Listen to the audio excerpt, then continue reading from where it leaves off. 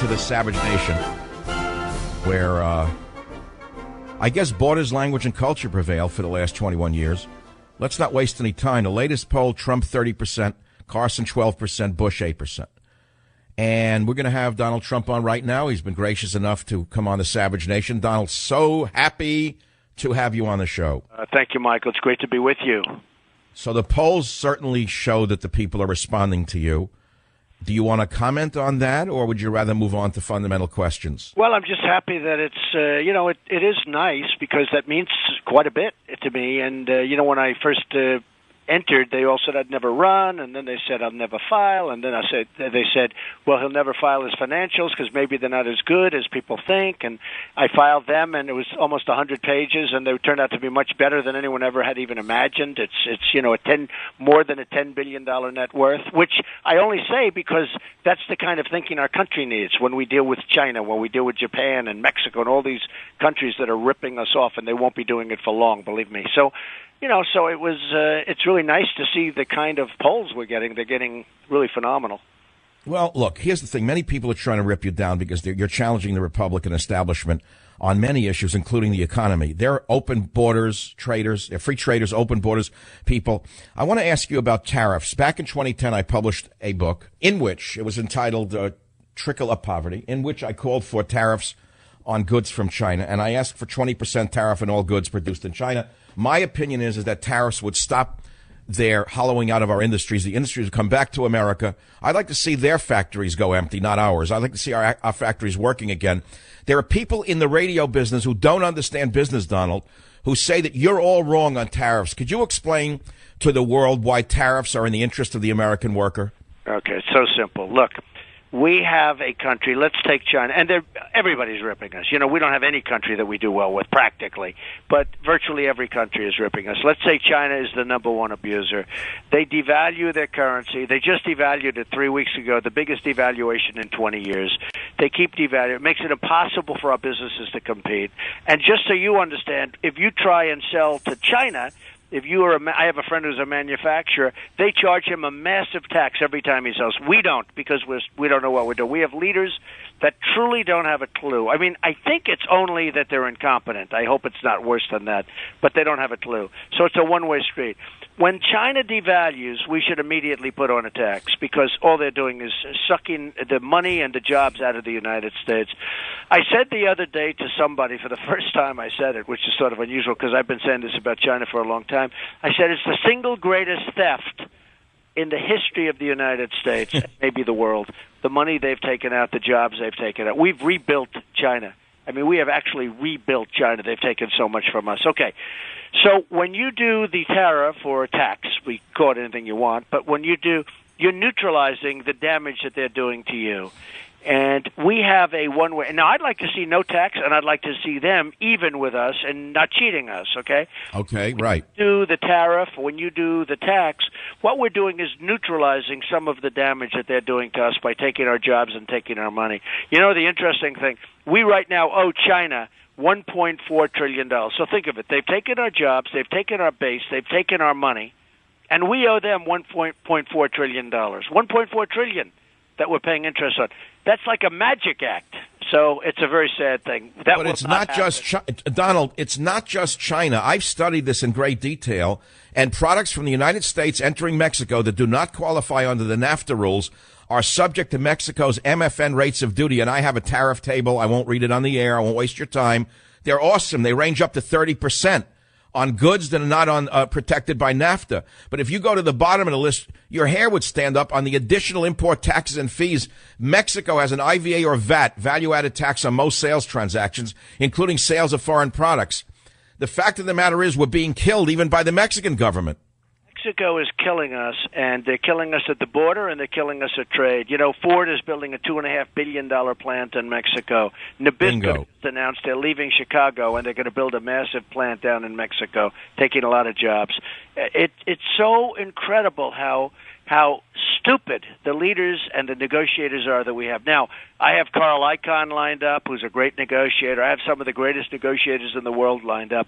That will not happen for very long, believe me. That'll all end. It's a one-way street. Every country, and I would say virtually, you look at Brazil, you look at other countries, you look at Japan. How about Japan? They sell us millions of cars pour into this country, millions of cars. They pour in. We give them beef, and they don't want it. You know, a lot of times the boats get over there, they turn it back. It is, and it's perishable. It is a disgraceful situation, and the problem is that our leaders are not smart, and they're not cunning, and the world has taken advantage. And that's why we're losing so much money, and that's why we owe $19 trillion. Donald, I live near San Francisco Bay. I see ships coming in from Japan loaded with Hondas and Toyotas, and the ship is weighted down to its waterline on the way in as they dump them up in Vallejo. I see the ships going back high in the water. The waterline is 20 feet above the bay. They're not even taking straw back with them from this country. The only thing they're taking back to China and Japan, believe it or not, is scrap metal. The same way in the 1930s we were selling scrap metal to Japan. It's awesome to see history repeating itself. But I want to move on to national security, Donald, because to me the number one issue, of course, is the economy. But internationally, we know Obama's doing nothing against ISIS to speak of. He could bomb the training camps and put them out of business in less than a week, according to generals who are retired and willing to speak out. If you were president, I hope you are, what would you do to stop this plague, this plague of people who are raping, kidnapping, murdering, selling young girls into slavery? It's something awesome to see the world standing by. As commander-in-chief, what would you do? Well, you would knock the hell out of the training camps, and that one's a given, and it's incredible that we don't do it, and we know where they are, and we don't do it. It's almost like, are we protecting these people? These are the worst people. But you do that. I say you go and take the oil, because a big portion of their wealth comes from the oil. You understand. They took the oil from Syria, from Iraq. They have a lot of oil. You know, they're redoing a hotel right now in Iraq or Syria. They're actually building, they're like in competition with me. They're building a hotel. I mean, you believe ISIS is building a hotel. And it's actually just completed. I hear it's very nice, but I don't think... are you serious? They're building a hotel? Yeah. I pray to God they're not going to provide captive children for sex parties. I mean, this is sickening. These people are trading in children as young as 8 years of age in brothels, Donald. No, it's horrible. So it'll end, believe me. If I'm president, it'll end, and it'll end quickly. What do we do about all of the people that Obama has planted inside the government who are so secure in the bureaucracy, inside defense, inside the Justice Department, and they cannot be gotten out? Could you use executive orders to remove some of the most radical of them? I think you get them out. I think we have a lot of people that now are bureaucrats, and, you know, they talk about Common Core, like Jeb Bush, and a lot of people love Common Core. And I like local education. But you have a lot of these bureaucrats in Department of Education. I don't think they even care. Many of them don't care about your child's education. And frankly, there's so much fat in Washington right now. And there are a lot of people that just have essentially no-show jobs in Washington. Everybody knows it. Nobody talks about it. And it'll stop. Donald, do you think the government should be running our schools as they currently do? I don't think so. You just said so. I think we're talking about, you know, when you talk about Common Core, where, again, Jeb Bush and a couple of people that are running against me on the Republican side, they're in favor of Common Core, but Jeb is strongly in favor of Common Core. And I think that alone would be a reason, and he's weak on immigration, you know, very weak on immigration, as you know. Yeah. I don't know if you saw what I did yesterday with the They Come for Love. Yeah, I did see that.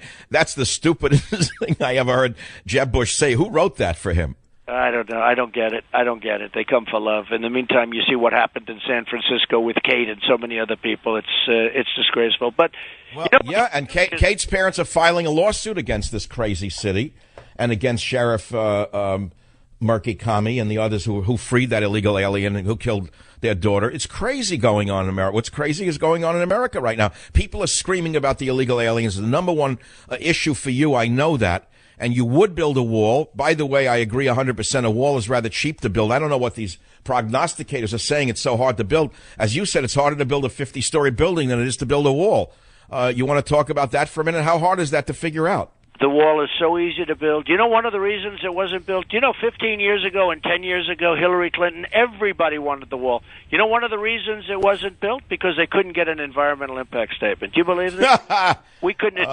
They couldn't get it approved environmentally because they were. There was probably a reptile on the border that would have been crushed by the wall.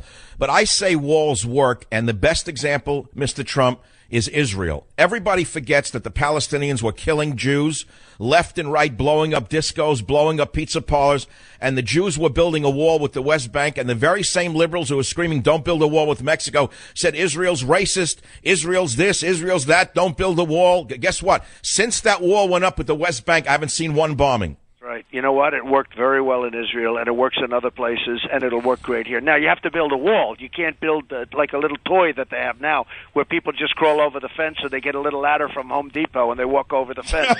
Build fences. I build walls.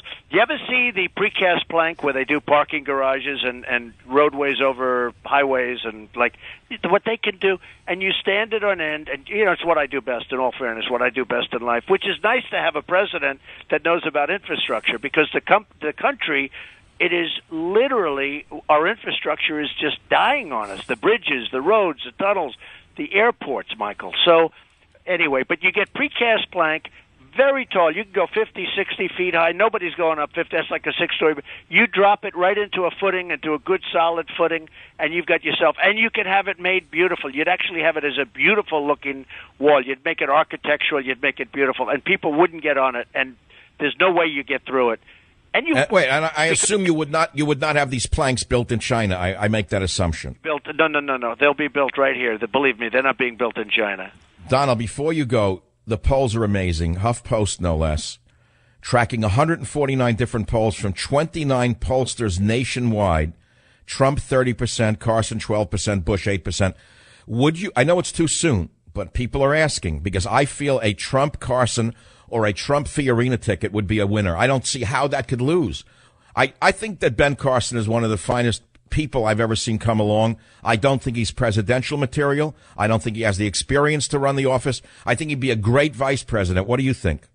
Well, I like him a lot. He's been very nice to me. He's been very supportive, because when I was taking heat, he agreed with pretty much everything I said. So it's always nice. And so I do like him. I think he's a terrific guy, actually. But you're not willing to say who you'd pick for VP. You're not there yet. I mean, I would certainly not rule that out at all. I think it's an interesting choice. It could be a very good choice. But we have to see really where we are, the landscape, in 6-7 months from now. Let's see. First thing I want to do is win.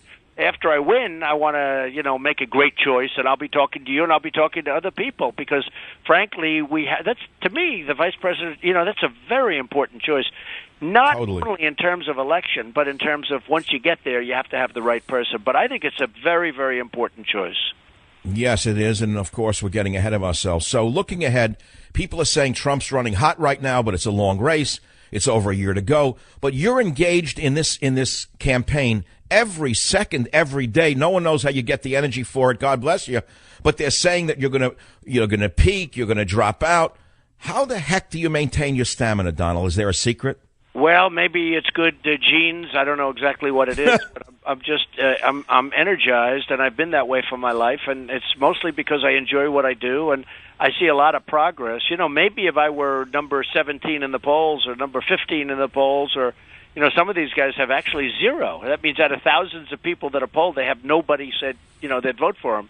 And at some point, they're going to start dropping out. And maybe if I were number 15, I wouldn't feel so much stamina, but it's nice to be number one, and really number one by a lot. So we'll see. You are, by a huge margin. You've struck a chord. People are trying to explain it. The very people who attacked you in the beginning are now suddenly coming around saying, well, maybe he's not so bad, because they're hedging their bets that you just might win. I feel you will win if you sustain it.